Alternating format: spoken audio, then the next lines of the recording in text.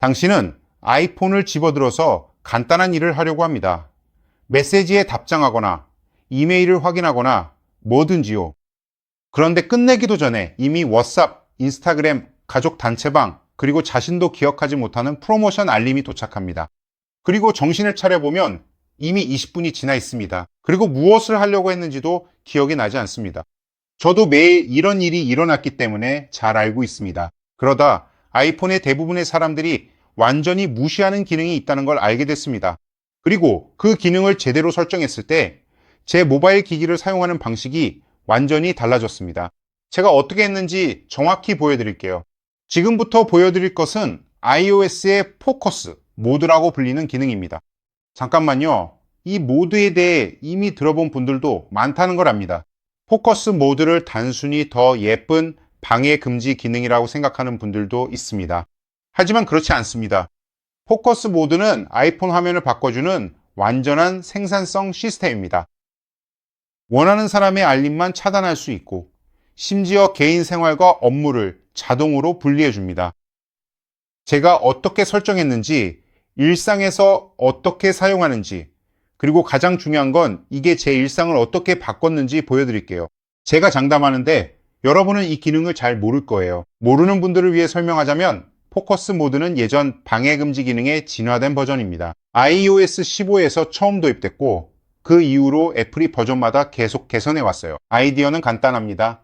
하루의 다양한 순간에 맞춰 서로 다른 프로필을 만드는 거예요. 업무, 휴식, 운동, 수면 등 원하는 대로 설정할 수 있습니다. 하지만 이 기능을 정말 강력하게 만드는 건 각 모드마다 3가지를 맞춤 설정할 수 있다는 점입니다. 첫 번째로 어떤 사람이 여러분에게 전화를 걸 수 있을까요? 어떤 사람이 여러분에게 메시지를 보낼 수 있을까요? 메시지 말이죠. 어떤 앱이 여러분에게 알림을 보낼 수 있을까요? 그리고 세 번째로 애플워치와 아이폰의 화면, 그리고 잠금 화면까지 어떻게 설정할 수 있는지도 포함됩니다. 설정 방법은 아주 간단합니다. 설정에 들어가서 포커스 메뉴로 가면 이미 여러 옵션이 나와 있습니다.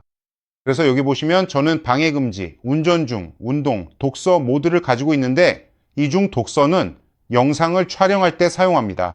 여러분을 위해서 저는 완전히 개인 알림을 꺼두는데 이건 제가 일할 때 사용하는 모드입니다. 방해 요소를 줄이는 거죠. 애플 인텔리전스가 이 부분을 관리해 줍니다. 운전 중에는 어떤 전화든 받을 수 있고 수면 모드에서는 긴급 전화와 긴급 알림만 활성화됩니다. 업무 모드는 생산성을 우선시할 때 사용하고 여행 모드에서는 알림을 필터링합니다. 집에서는 어떤 전화를 받아야 할지 선택할 수 있습니다. 모든 기기 간 동기화 옵션도 있습니다. 저는 아이폰 2대, 애플워치 맥을 가지고 있는데 이 모든 기기에서 포커스가 동기화됩니다. 제가 여러분께 먼저 보여드리고 싶은 점은 다음과 같습니다. 포커스를 생성할 때 일정을 선택할 수 있습니다. 그래서 오전 8시부터 오후 7시까지 평일에는 자동으로 업무 모드가 활성화됩니다. 또한 이 일정을 위치 기반으로 추가할 수도 있습니다. 즉, 사무실에 도착하면 자동으로 업무 모드가 활성화되거나 특정 앱을 실행할 때도 자동으로 전환됩니다. 예를 들어 제가 가지고 있는 독서 모드의 경우 만약 제가 앱을 iOS의 도서 앱을 설정하면 자동으로 독서 모드가 작동해서 더 이상 어떤 알림도 받지 않게 됩니다. 잠금 화면도 선택할 수 있습니다. 여기를 클릭하면 원하는 잠금 화면을 선택할 수 있습니다.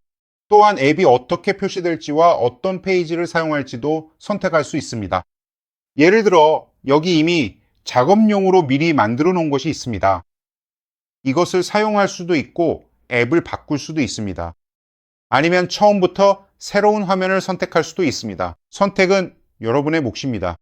또한 애플워치에서 사용할 시계 페이스도 선택할 수 있습니다.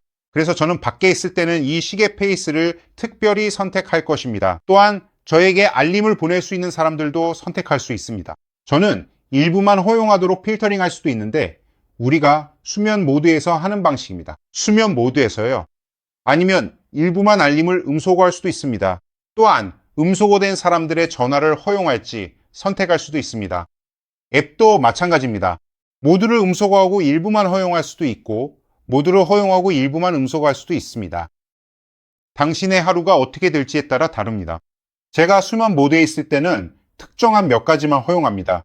하지만 제가 가장 좋아하는 부분은 필터 기능인데 아무도 이걸 보여주지 않아요. 저는 특정 캘린더만 알림이 오도록 필터링할 수 있습니다. 그래서 저는 업무용 캘린더, 개인 캘린더가 있는데 선택할 수 있어요. 어느 캘린더의 알림이 활성화될지 정하는 거죠. 이메일도 마찬가지입니다. 저는 개인 이메일도 있고 사무실 이메일, 워크스페이스라고 부르는 것도 있고 아이클라우드 이메일도 있습니다. 특정 이메일만 알림을 받도록 허용할 수도 있습니다. 개인화 수준이 정말 높아서 심지어 선택할 수도 있어요.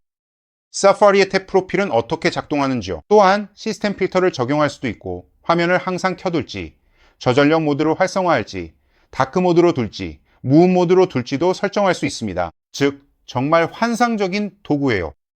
아마 이걸 보여주는 사람은 거의 없을 거예요. 이제 제가 본 것 중에 아무도 알려주지 않는 게 있어요. 영상을 찾아봤지만 정말 아무것도 못 봤어요. 포커스 상태. 이게 뭘까요? 포커스 상태를 활성화하면 저도 항상 켜두는데 아이메시지로 메시지를 보내는 사람들이 당신의 알림이 비활성화되어 있다는 안내를 보게 됩니다. 이건 예의 바르고 전문적이며 이런 상황을 방지해 줍니다. 왜 답장을 안 했어? 만약 급한 일이라면 상대방은 그래도 알림을 보낼 수 있는 옵션이 있습니다. 이건 많은 사람들이 제대로 활용하지 않는 최고의 생산성 도구 중 하나입니다. 그리고 아직 아이폰에서 포커스 모드를 한 번도 설정해 본 적이 없다면 오늘 꼭 해보세요. 진짜로 일 모드부터 시작해보세요. 필수 연락처와 앱만 추가해두고 일주일 후에 얼마나 달라졌는지 댓글로 알려주세요. 이 영상이 도움이 되었다면 좋아요도 눌러주세요. 그게 채널에 정말 큰 힘이 됩니다. 다음, 꿀팁을 놓치지 않으려면 구독도 해주세요. 매주 아이폰, iOS, 인공지능에 관한 새로운 콘텐츠가 올라옵니다. 제품 활용법도 알려드리고 끝까지 시청해주신 분들께는 시청 확인용 단어를 남겨둘게요. 이번에 남길 단어는 집중입니다. 댓글에 꼭 남겨주세요. 오늘 콘텐츠가 마음에 드셨길 바라며 다음 영상에서 또 만나요.